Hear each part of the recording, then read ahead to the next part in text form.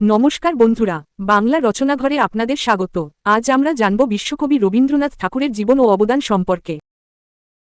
ভূমিকা: রবীন্দ্রনাথ ঠাকুর ছিলেন বাংলা সাহিত্যের অন্যতম শ্রেষ্ঠ কবি, সাহিত্যিক, সুরকার ও শিক্ষাবিদ।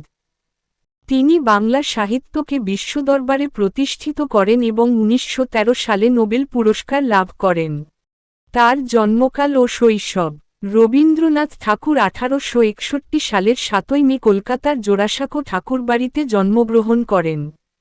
তার পিতার নাম দেবেন্দ্রনাথ ঠাকুর এবং মাতার নাম সারদা দেবী। ছোটবেলা থেকেই তিনি সাহিত্য, সঙ্গীত ও শিল্পকলার প্রতি আগ্রহী ছিলেন।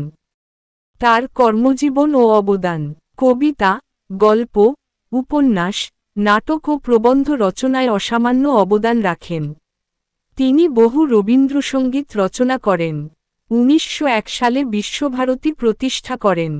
১৯১৩ সালে তার কাব্যগ্রন্থ গীতাঞ্জলি এর জন্য নোবেল পুরস্কার লাভ করেন। ভারতের জাতীয় সঙ্গীত জন গণ মন এবং বাংলাদেশের জাতীয় সঙ্গীত আমার সোনার বাংলা তার রচনা। উপসংহার: রবীন্দ্রনাথ ঠাকুরের সাহিত্য ও চিন্তাধারা আজও আমাদের অনুপ্রাণিত করে। বাংলা সাহিত্য ও সংস্কৃতিতে তার অবদান চিরস্মরণীয়।